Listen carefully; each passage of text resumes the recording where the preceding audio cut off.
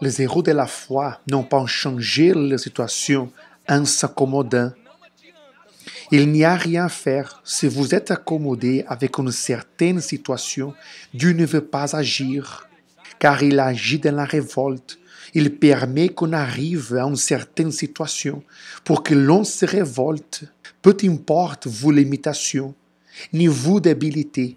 Si Dieu est dans votre vie et vous lui obéissez et croyez, même ayant des limitations ou quoi que ce soit, vous allez faire la différence. Le diable vous fait croire, et vous le croyez, que vous êtes petit, que vous n'avez pas la foi, que vous êtes pauvre, un bon à rien, malheureux. Mais à quoi vous sert croire en tout cela? Vous ne pouvez pas parler avec le diable. Vous ne pouvez pas dialoguer avec lui. S'il vient avec une pensée négative, vous devez la combattre avec la foi. C'est pour cela que vous ne devez pas accepter qu'on vous dise que vous ne faites pas. Ah, le pauvre, vous n'êtes pas pauvre. Vous êtes enfant de Dieu. Vous êtes vainqueur. Vous êtes plus grand que ce que vous pensez. Meilleur, plus capable que ce que vous imaginez.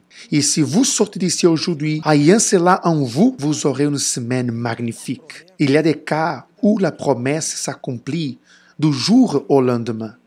Il y a des cas qu'on s'accomplit à l'instant même, parce que le temps de Dieu prend pour rentrer à l'intérieur de vous, c'est le temps que vous prenez pour lui confier dans votre vie.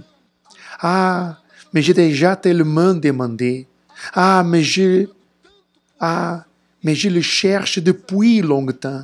Et parfois, nous nous décourageons et arrêtons à mi-chemin.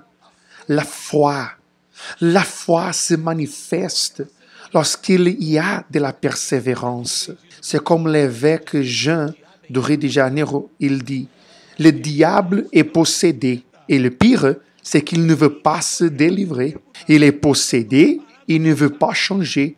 Donc, il ne va jamais s'arrêter. Toujours essaiera de préparer des pièges.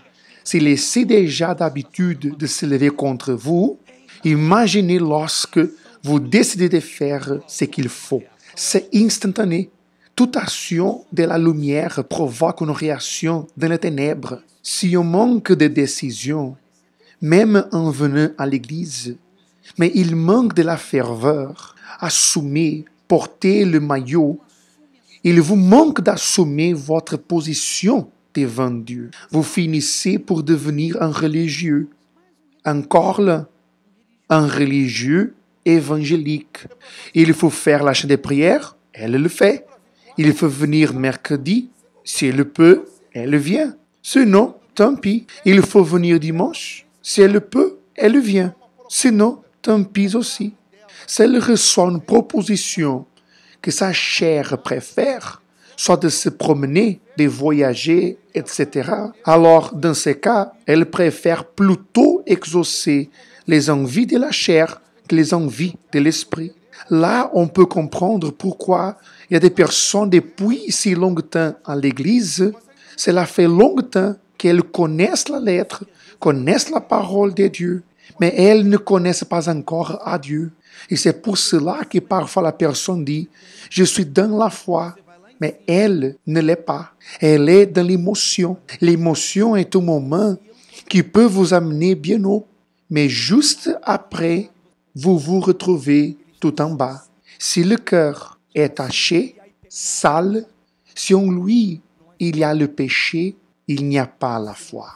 Et s'il n'y a pas la foi, ma vie sera une catastrophe. Car la foi, c'est quand la personne porte ses regards vers les promesses de Dieu et pas vers les circonstances, les difficultés ou les problèmes qu'elle soit en train d'affronter. La foi, c'est là. C'est être toujours attaché à Dieu, toujours garder confiance vis-à-vis à la parole de Dieu. Même si les luttes viennent, vous croyez que vous allez le vaincre. Et personne, qui que ce soit, qui essaie de se lever contre vous sera en train de se lever contre Dieu lui-même. Cela est notre foi. C'est en cela que nous croyons. Nous n'acceptons pas que les personnes viennent à l'Église et se limitent à changer de religion. Car ce que Dieu nous propose est très grand. Ce que Dieu veut réaliser dans votre vie est très grand. Mais vous devez être prêt à payer le prix. Quelle est la condition, évêque, pour que je reçoive cette révélation? Si vous prenez la décision de confier votre vie au Seigneur Jésus, c'est bien probable que votre petit ami vous laisse tomber. Ou que votre petit ami vous laisse. Mais pourquoi cela? Parce qu'après cette décision, vous n'aurez plus de rapports sexuels avec elle. Vous n'aurez plus d'intimité sexuelle avec elle. Mais vous allez la respecter. Vous allez attendre jusqu'au mariage, jusqu'à la lune de miel. D'ailleurs, il n'y a plus aucun miel et la lune est à moitié. Vous devez attendre jusqu'à ce jour-là. Et vous qui êtes vierge, vous allez attendre jusqu'au jour de votre mariage pour laisser des lettres, mon ami. Mais on va m'appeler d'idiote. On va me prendre pour un clown. C'est vrai.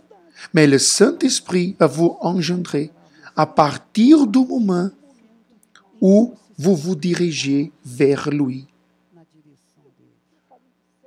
On parle de sexe, mais le sexe c'est une des choses. Mais il y a aussi les mensonges, la tromperie, les commérages.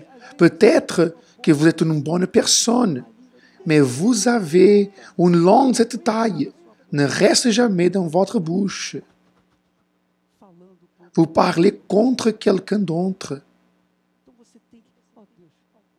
Vous devez alors demander, mon Dieu, aide-moi, enlève cette langue si grande. Coupe ma langue spirituellement, aide-moi. Amen. Priez Dieu, il vous exaucera.